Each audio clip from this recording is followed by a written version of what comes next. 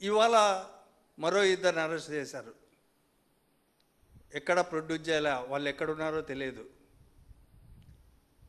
ఒకతను తారక్ అని social media activist. అతని పైన గతంలో ఎలాంటి కేసులు లేవు.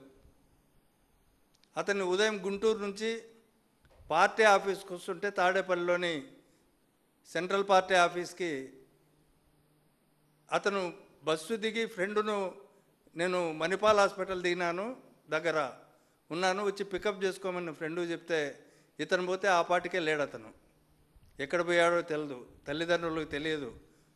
అప్పటికే సెల్ ఫోన్ ఆఫ్ చేయడం, సెల్ ఫోన్ అతని నుంచి లాగేసుకున్నట్టు కనిపిస్తూ ఉంది. వాళ్ళ తల్లిదండ్రులు ఆందోళన చెందుతూ గుంటూరు పోలీస్ స్టేషన్, పాతూరు స్టేషన్కు పోతే కంప్లైంట్ తీసుకోలే. కంప్లైంట్ తీసుకోకపోక అతి నిర్లక్ష్యంగా వస్తాడు పో, సాయంత్రానికి లోపల రాకపోతే అప్పుడు రాపోండి, మేమైతే కంప్లైంట్ తీసుకోమని చెప్పి గుంటూరు పోలీసులు వ్యవహరించిన తీరు ఇది.